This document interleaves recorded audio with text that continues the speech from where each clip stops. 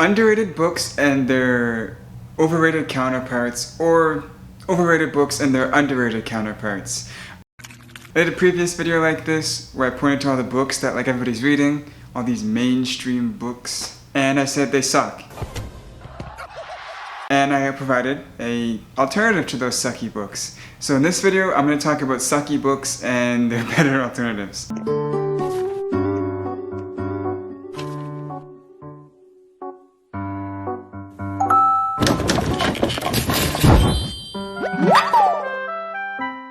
Now, with these first two books, I feel like it's a little bit of a sacrilege, but it has to be said, is Ikigai.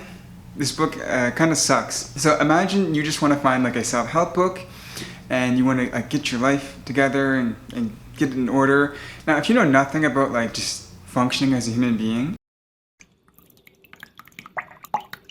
okay, maybe you need to read Ikigai. But when you actually read this book, what's going to happen is it's going to throw a bunch of cliches at you. And the only spin that makes this book different is that the cliches are like Eastern philosophy. You lack discipline! One example in this book was like, you need to remove stress from your life because it ages you. And if you age yourself, you're not going to be healthy and so on and so forth. So you should remove stress from your life. That's literally one of the pieces of advice given in this book. It's just cliches in the self-help industry, but with a Eastern philosophy spin, but arguably it doesn't actually teach Eastern philosophy, it just teaches like maybe the insights. I don't know, book sucks.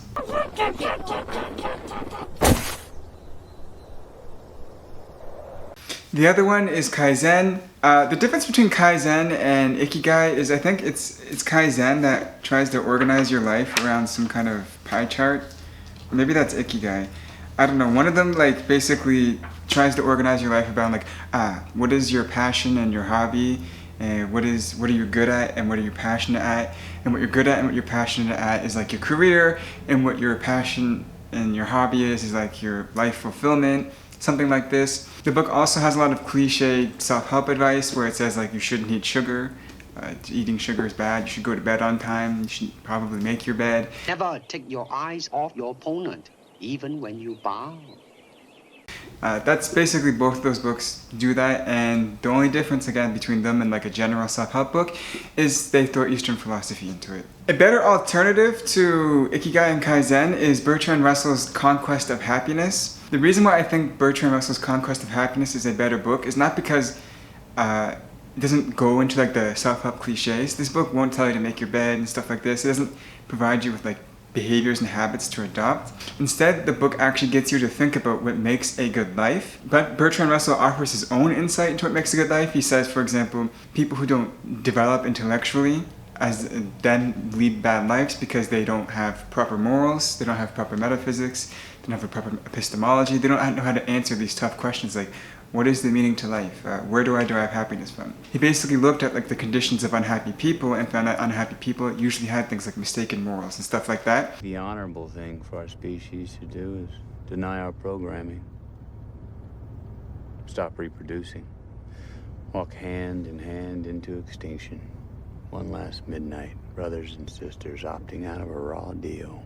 But even if you don't agree with Bertrand Russell's conclusions, it at least puts you in the right direction to actually think about some of these big problems in life, some of these existential problems, and you kind of critically think about this stuff. That's what's great about this book, is it encourages you to critically think about how to have a meaningful and happy life.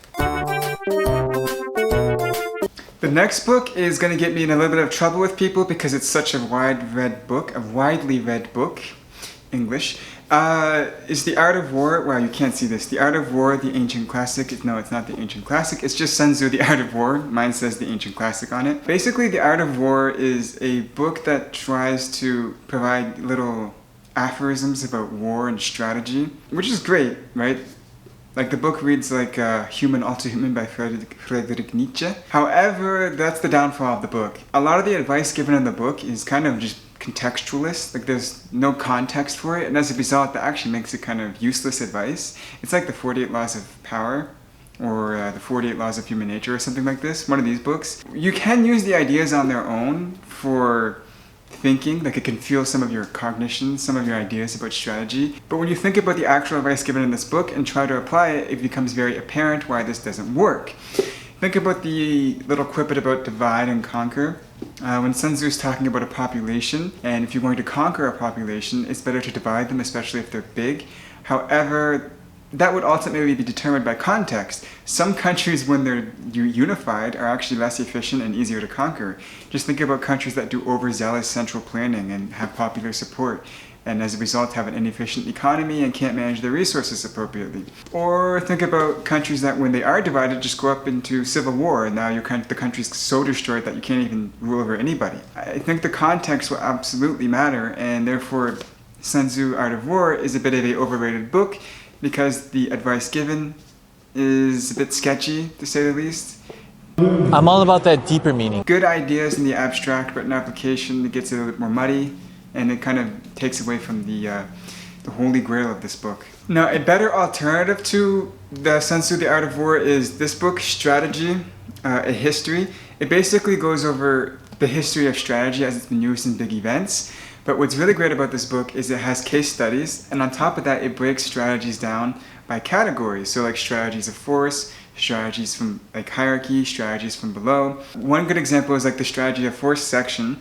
He actually talks about what have been some strategies of force. For example, in World War II, there were some strategies of force.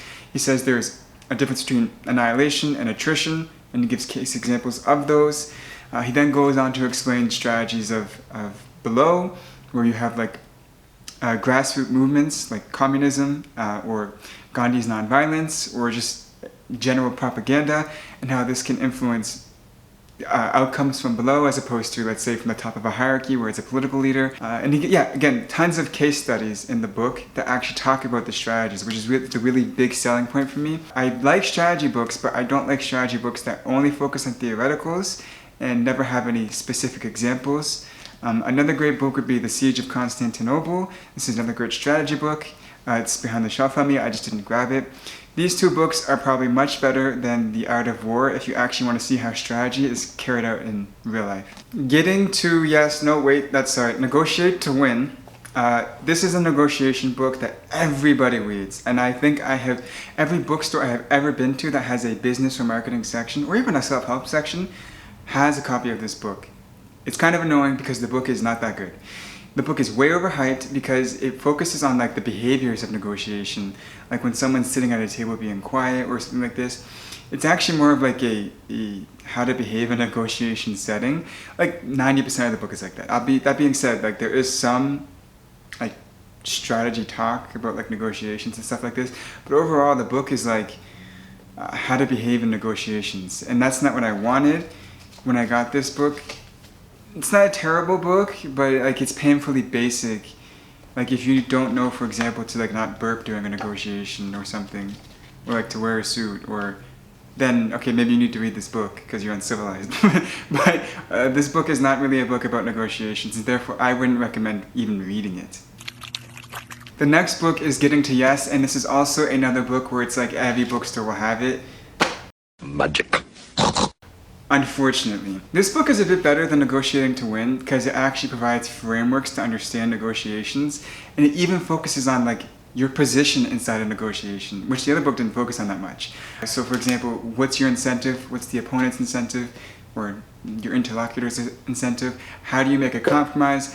It's a bit basic, but it's still a better book than Negotiate to Win, and actually provides a framework to understand negotiations. Now, this book, Contemporary Conflict Resolution, Check out the big brain on bread. is a book that I would swear by when it comes to understanding negotiations.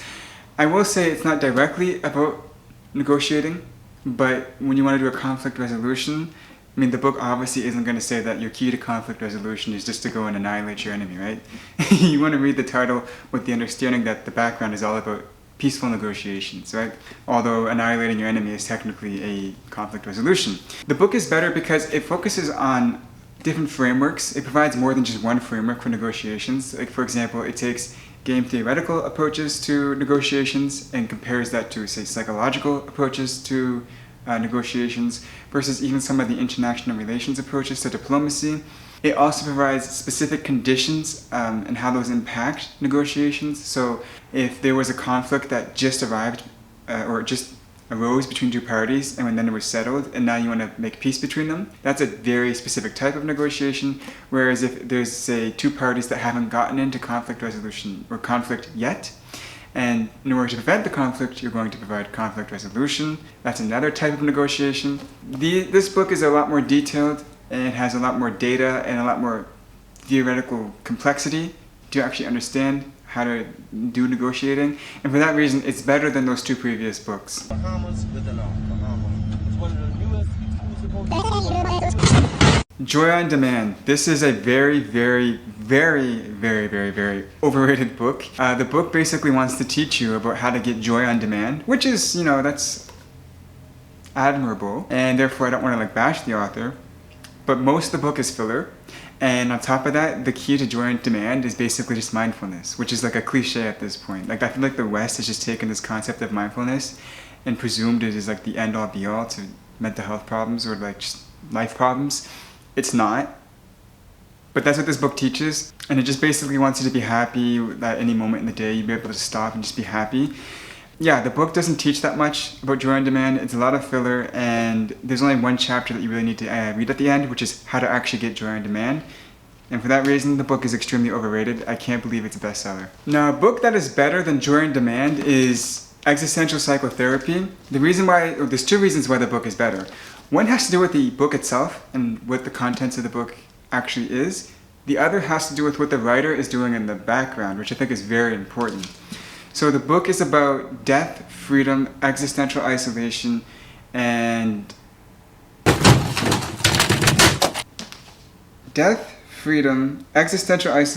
meaninglessness. You have stolen my dreams and my childhood with your empty words. Those are the four major concerns that he thinks every human has to deal with, and until they deal with it, they'll have mental health problems. Like a lot of people have a fear of death, and as a result of their fear of death, maybe they don't think about their own finite existence. And if they don't think about their own finite existence, then maybe they don't actually take action because they naively assume that they could just ignore it, and when it comes, it comes. Stuff like this. He also talks about like the relationship between like meaning and responsibility, and like one of the only ways to find meaning in life is to take on responsibility. It's kind of like what Jordan Peterson preaches, but Jordan Peterson actually is just preaching existential psychotherapy lessons. Look the fuck out. Existential psychology, whatever you want to call it, right? That's great and all, and that's a very fun topic to explore, and I think the approach is very original, unique, and I'd argue a lot more accurate than how the self-help industry conceptualizes mental health problems. What's even better about the book is that the book goes into metaphysics with no fear, okay? So a lot of the times we hear that you can't do self-help in a philosophical way anymore. It's got to be through empirical psychology, evidence-based practices, which I think throws the baby out with the bathwater. Yes, I agree empirical practices are important. Having empirical points of view are really important. But I also think a lot of people make mistakes in life or have a lot of problems in life because of their mistaken views about metaphysics. A lot of people, for example, will make this conclusion that if determinism is true, that then therefore they have no sense of agency, or that their free will is just destroyed, and therefore why does anything matter? They kind of have this doomsday theorizing about if determinism is the case. And the problem with this is that modern science kind of leans towards determinism and argues that determinism is true, especially with like behavioral biology or behavioral psychology. This gives a lot of people anxiety, right? And so by addressing these metaphysical issues, you can address some underlying anxieties. But self-help books don't talk about metaphysics, and so you're just told that your anxiety is like, I don't know, you're just eating too much sugar, or you're drinking too much coffee. My man!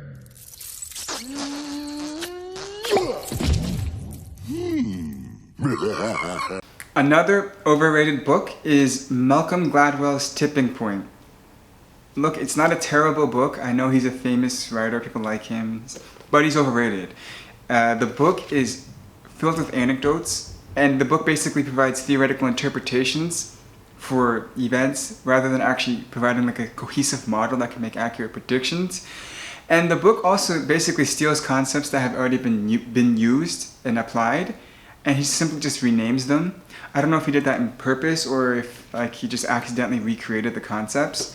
I'm not going to say either way on this case, but Yeah, there's too much anecdote in this book, and it kind of annoys me. Like, for example, when he talks about like the nature of connectors and how connectors are really important for the spread of messages, I agree that that concept makes sense, but he hasn't provided any evidence for, one, the existence of connectors. He simply just points to an anecdote that he has, and two, the actual usage of connectors in a spreading event. He just kind of talks about the connectors and then like just assumes that they're playing a role, but doesn't demonstrate that they are playing a role. Yeah, the book is basically lacking a lot of evidence that it should have, and there are way better books like this out there that you can read. This book is super overrated. For starters, I'll talk about The Coming Plague. This is a virology book or an epidemiology book written by a medical journalist, but it's a way better book to understand how things like viruses can spread, and you can get some of the ideas from epidemiology and see how they quickly apply to human behavior as well. For example, microbial resistance for tuberculosis. Wait, is it bronchitis? I think it was bronchitis. For bronchitis, you got like microbial resistance from bronchitis because in New York, they couldn't basically ensure that people were coming to get their medication. And so they would have people who, because they couldn't enforce compliance, would take, like say, 1 week they would take it, and then 3 weeks they wouldn't take it. And so they were kind of dampening the virus, or sorry, the infection.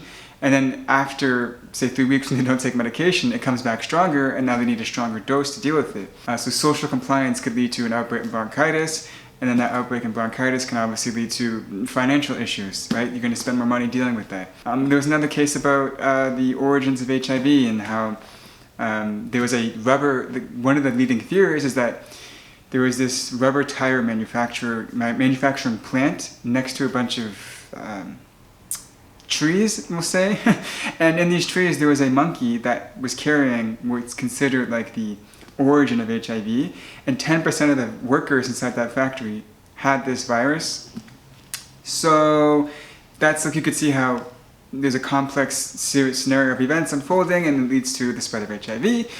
And that's what's great about this book, is you can actually understand how epidemiological outbreaks happen, not just in terms of from animals to humans, but also from just bad policies as well.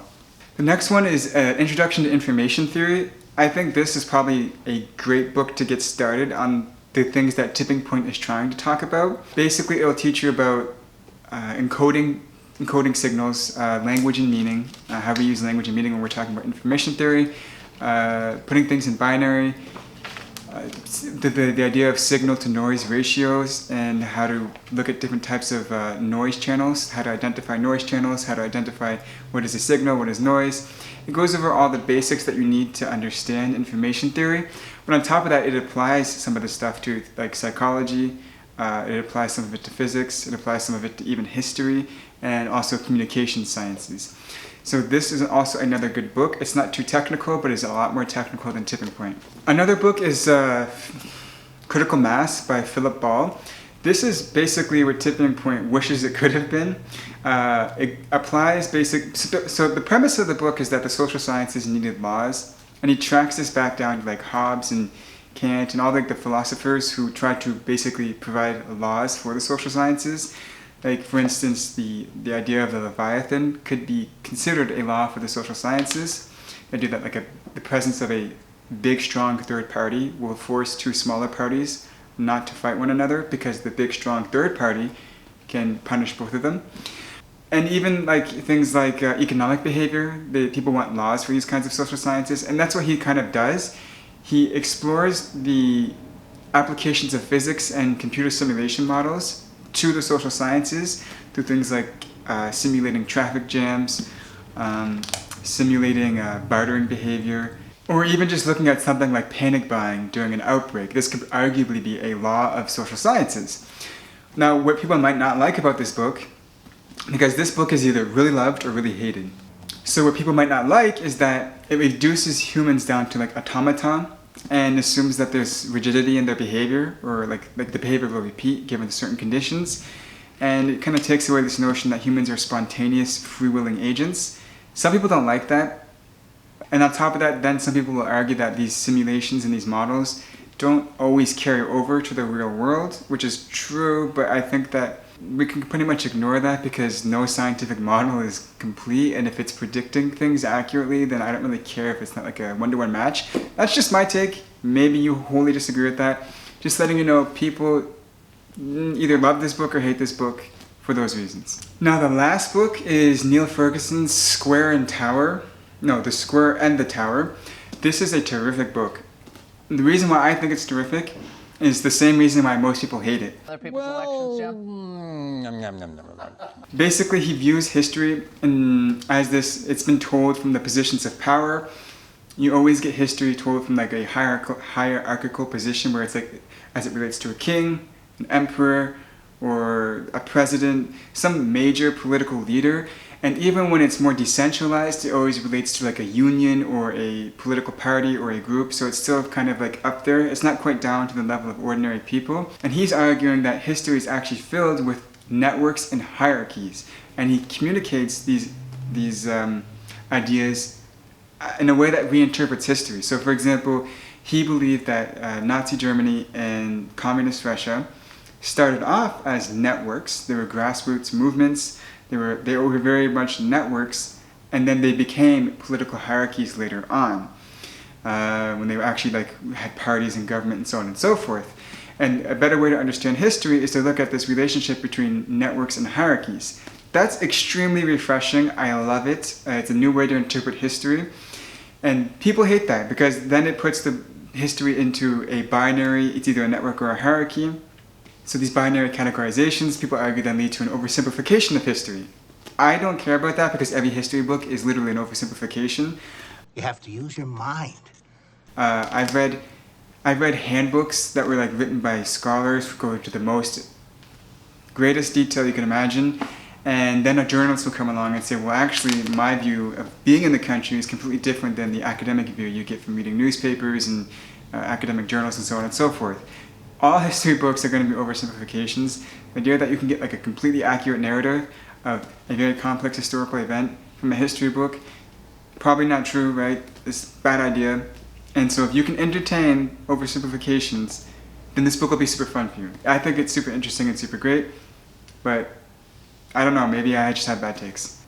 So those are overrated books and their underrated counterparts.